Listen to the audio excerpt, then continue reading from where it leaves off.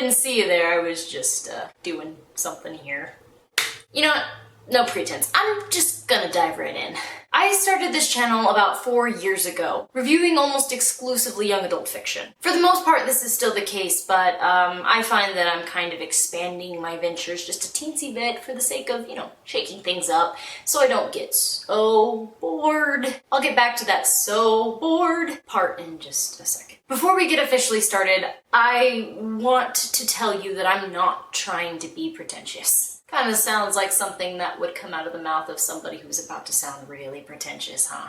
Yeah, that's my fear. I understand my opinions are based off of biased observations, and I don't want to make anyone feel bad for having a different perspective or understanding otherwise. Reading is a matter of taste.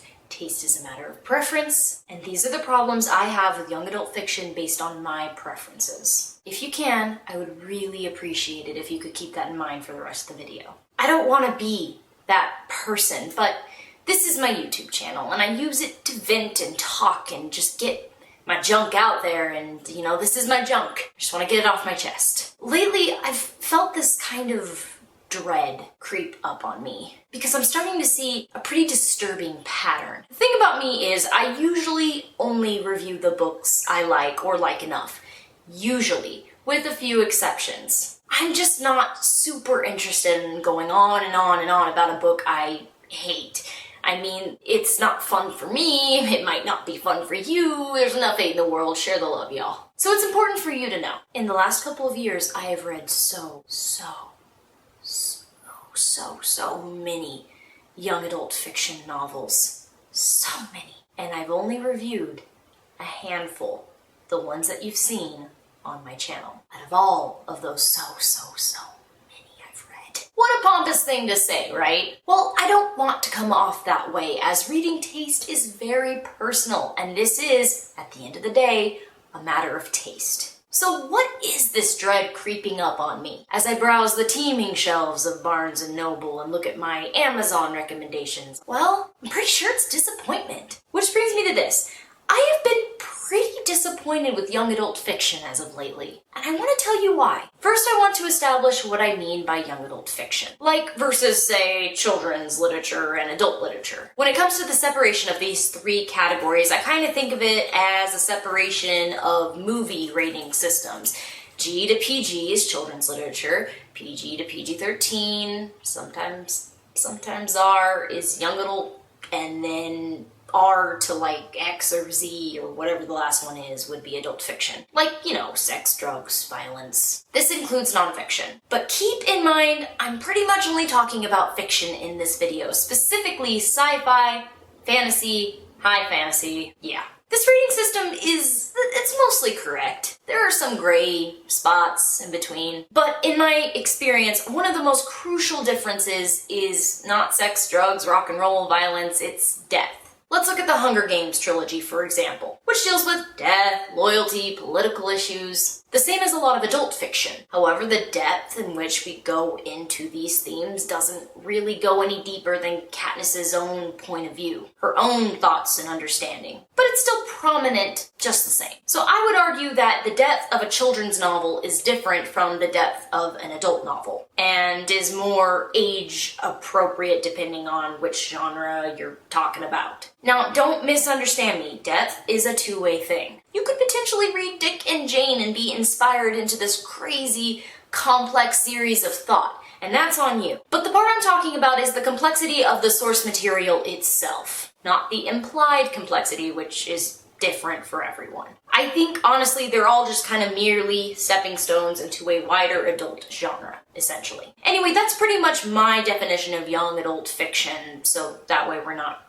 confused. And I feel like that's important because what's wrong with young adult fiction has almost nothing to do with it. I'm putting that out there because I'm not going to make complaints about depth, when I believe sometimes the lack of is both purposeful and 99% of the time acceptable. At the same time, the depth or lack of whatever is not a good excuse for what is going on. So don't misunderstand me. So that's out of the way. What is the problem? Well, Does everyone remember back in 2005 when Stephanie Meyer published Twilight? And subsequently New Moon, Eclipse, Breaking Dawn, the movies were a big hit, the books were a big hit, whatever. This isn't about Twilight, it's about what happened after. Well, I'm not here to argue with you on whether Twilight is good or not. But the numbers speak for themselves here. People ate it up, and writers and publishers and editors took notice. Do you remember the excessive wave of Twilight copycats after that success? Anyone? Anyone? No? Okay, well, we'll talk about something more recent. The Hunger Games trilogy. The films and books alike did and do very well, and are pretty much cornering the market in young adult dystopian fiction. It's coming back to you now, huh? I feel like suddenly young adult fiction is just brimming with these awful copycats. You know, authors who just yanked the spine right out of the Hunger Games, stuck it in a new book with their own patchwork plot in an attempt to match Colin's success. Do you remember those novels just a few years back that tried to get into the dark, the nitty-gritty romance stories, but were essentially just Twilight if you changed a few of the names? You know the ones? Yes? This is bad. This is bad, and it needs to stop. Mostly because of what it implies to me. This is the business of young adult fiction right now. I'm not adverse to writing for success. It's a job. Maybe it's a job you adore and love, but it's still a job, and I understand you wanting to make money from it. I will never, ever, ever blame somebody for that. Everybody wants to get paid for doing what they love, and I don't think it's selfish or wrong. But I'm afraid the actual market of young adult fiction is crushing ambition and originality. Seriously.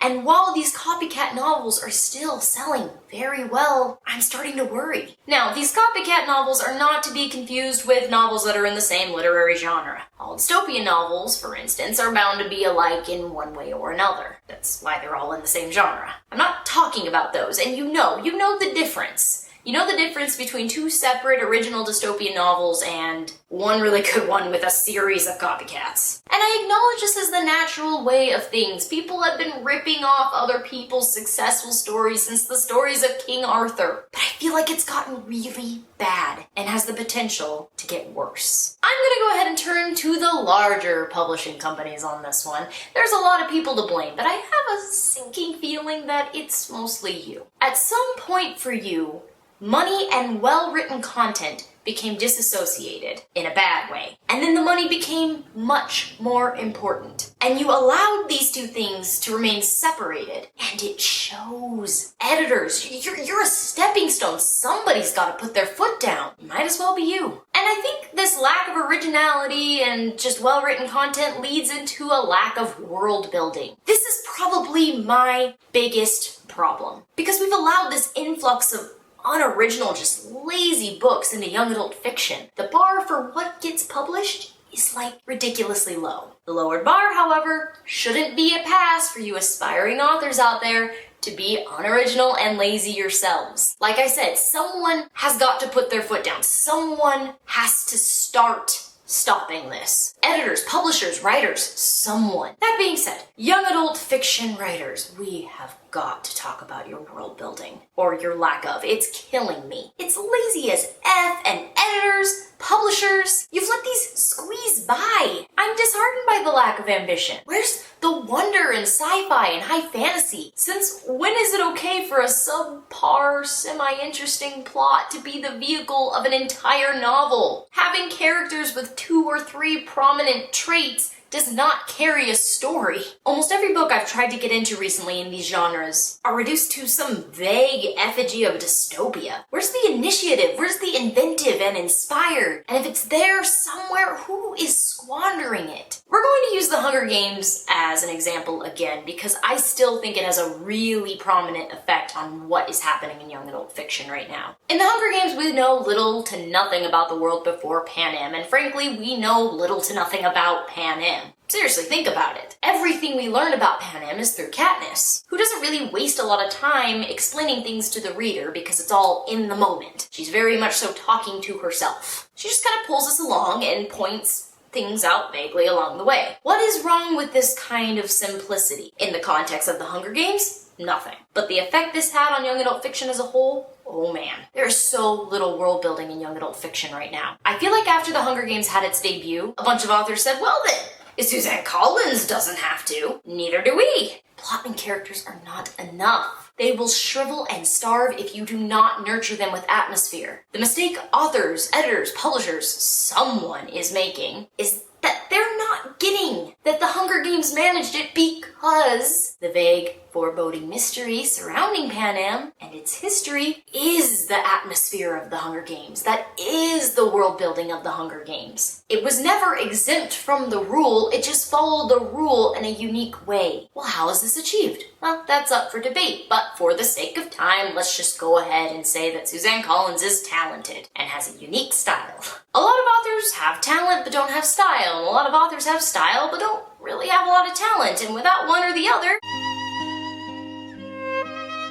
is it a laziness thing? Because world building is work. You have to put your back into it. And I'm not even asking writers to kill themselves over being Tolkien-esque, but cheese and crackers, even just a solid attempt would be a breath of fresh air. There's no wonder in so much young adult fiction right now, and it just makes me sad. Where's the fantasy element? What happened to it? So few people are making strides or actively creating colorful worlds in their heads. It doesn't even feel like a lot of authors are doing their best to put it on paper. So long as the general plot is there, they just shrug and pass it along. Remember how I mentioned depth before? I don't really think world building has squat to do with it. In fact, young adult fiction has pretty much no excuse for this amount of laziness. I've read children's stories with more attention to universe building and atmosphere. A lot of you authors who are going for sci-fi and fantasy are giving us the bare minimum, and you know it. Your obscure and dull magic systems only serve as the most basic plot vehicles, or at the very most a painfully obvious deus machina. Many sci-fi writers seem to be doing very little research, maybe in hopes that their vaguely analytical explanations made up of big fancy words will imply in-depth research. Maybe some people are fooled by this. I'm not, and a lot of people are not. Like, no excuses, no more. For heaven's sake, pay attention to the world in your head. I am so bored. I am so bored. And I know I'm not the only one. I can't be the only one. And I'm just not feeling the love. Like, don't you love your characters and your stories? I feel like I've read so many young adult novels that are the same thing over and over again. There's just no heart in it. I'm not really interested in pointless love triangles and teenagers drooling over toxic people for no reason. And if you are paying attention to your readers at all, you'll easily notice I'm not alone on this. I'm not interested in characters who exist just to skirt along a wishy-washy plot. I'm not interested in the dullest concoction of your story that you could possibly create. I'm not. And if you're not going to publish something that you love, then as harsh as it sounds, don't publish at all. Even if it's your first novel and it's messy and imperfect, do you love it? Do you love your novel? That makes a huge difference. If you think for 1 second a reader can't feel it, we can. We can and we do. Now, am I saying that every young adult novel that's come out in the past couple years has been a total horrible dud? No, of course not. I have read just some beautiful, moving, just well concocted and well thought out stories. Ones that I will remember forever. And those authors who have given that to me, I am endlessly grateful for you and your talent and your dedication. But too many novels that are passing through publication are carbon copies of other novels. There's no originality, no heart, no nothing. You may as well have just shelved a sparkly book full of empty pages. I don't know how this trend hasn't fizzled out yet. Like, I understand it's a cycle, and it's hard to blame publishers when they're just doing what their audience wants. And it's hard to blame the readers when that's what they're picking. And it's hard to blame editors when they're trying to do whatever makes their publishers happy. Money, money, money.